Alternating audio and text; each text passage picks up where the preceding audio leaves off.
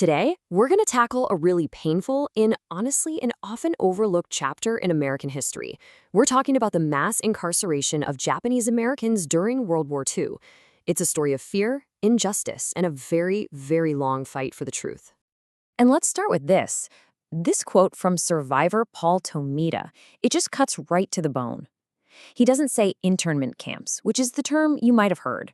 He says concentration camps. And you know, that one word choice, it just completely grounds us in the harsh reality of what we're about to explore. So, how in the world did this happen? How did an entire community's American dream get twisted into this nightmare of fear and betrayal right here in the United States? Well, you have to understand, before the war, for more than 50 years, you had these vibrant Japanese American communities just thriving up and down the West Coast. Think about a young George Takei, the actor. He was just a kid living a totally normal American childhood in Los Angeles. His family, just like thousands of others, owned a business, said the Pledge of Allegiance. They were part of the fabric of this country. And then, December 7th, 1941, the attack on Pearl Harbor, it sent this massive shockwave of fear across the country. And that fear was almost immediately weaponized into racism. It's kind of stunning how fast it happened. In just over 2 months, all that paranoia, fanned by politicians and the media, was turned into official government policy. And this was the tool they used, Executive Order 9066. Now, the language is vague, right? It just gave the military the power to remove people from security areas. But in practice, it was laser-focused. It was used to target anyone with as little as 1/16th Japanese ancestry. And here's the picker. Over 2/3 of the people rounded up were American citizens, born and raised right here. George Takei's memory just captures the confusion and the heartbreak perfectly. Families had just days, sometimes only hours, to get rid of everything they owned. Can you imagine being a little kid and your mom tells you you're going on a vacation, but she's crying as she says it? It was this sudden, unbelievable betrayal. The process of dehumanization started immediately. It was systematic. Families had their names taken away and were given numbers on a tag. Paul Tomita's family, the one we heard from at the start, they just became 11940. Their identities were being erased from the very beginning. So what was life actually like for the 120,000 people who were forced into these tent camps? I mean, these things were built in some of the most desolate, harsh landscapes in America. Well, it happened in 2 awful phases. First, people were herded into these temporary assembly centers. A lot of these were actually racetracks, like Santa Anita in California. Families were forced to live in horse stalls that still stank of manure.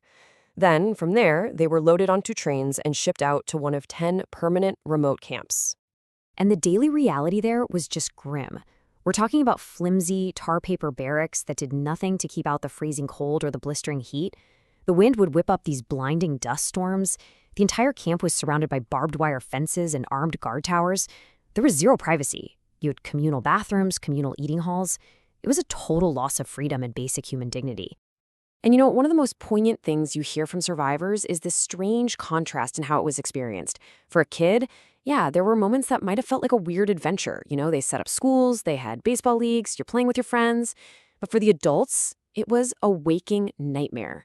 It was the humiliation, the loss of everything they had ever worked for, and this silent suffering as they tried to shield their kids from the awful truth. As if being imprisoned without cause wasn't enough, the government then rolled out something that would create even more pain and divide the community even further. It was called the Loyalty Questionnaire. So, about a year into their imprisonment, every single adult was forced to fill out this questionnaire. The official reason was to figure out who was loyal and to find recruits for a segregated Japanese-American military unit. But in reality, it was just this insulting, impossible trap for people who had already been stripped of all their rights. And it all came down to this one question. Question 28. Will you swear unqualified allegiance to the United States and forswear any form of allegiance to the Japanese emperor? For American citizens, this was a total catch-22. I mean, if you answer yes, you're basically admitting you had a prior allegiance to the emperor, which they didn't. But if you answer no, well, now you look disloyal. It was a trap. So this forced people into making an impossible choice. Most people answered yes, yes to the key questions. It was a pragmatic decision, right? A choice for survival, hoping maybe this was a ticket out of the camps. But some people, as an act of protest, answered no, no. They took a principled stand, and they became known as the No-Nos, and they would pay a very heavy price for it. The government's reaction to their protest was swift and severe. The Nonas were branded disloyal, and they were all segregated and sent to one camp, Tule Lake in California. And Tule Lake was basically converted into a maximum security prison. More guards, more fences, even a stockade. It became a prison inside the prison system. So when the war finally ended, the gates to the camps opened. But what did freedom even look like after all that? For so many, it was just the beginning of another incredibly difficult journey, the long road home. The scale of the injustice is just staggering when you look at it like this. After losing years of their lives, their homes, their businesses, their life savings, they were released with just $25, $25 and a one-way train ticket to anywhere. Many had absolutely nowhere to go. They had to start their entire lives over from scratch. And the trauma, it didn't just go away. It lasted for generations. I think this phrase from a survivor says it all: psychological barbed wire. It was this deep-seated fear that if you stepped out of line, if you didn't assimilate perfectly, something like this could happen all over again. And because of that fear, many families actually stopped speaking Japanese at home, which led to this profound loss of language and cultural heritage. That psychological barbed wire, it didn't just fade away. In fact, it's what fueled a decades-long fight for justice. So what is the lasting legacy of this dark chapter? And what did that incredible fight finally manage to achieve? The last camp closed its gates in 1945, but it took 43 years, 43 long years of activism, led by incredible people like Fred Korematsu, who fought his own case all the way to the Supreme Court. It took all that time for the U.S. government to finally, officially admit it was wrong. And that admission came in the form of the Civil Liberties Act of 1988. It did a few crucial things. It gave a formal apology from the U.S. government. It acknowledged the whole thing was a grave injustice. And importantly, it said it was motivated by racial prejudice, wartime hysteria, and a failure of political leadership. It also authorized a payment of $20,000 to every living survivor. President Reagan's words when he signed the act were a really powerful moment of national reflection.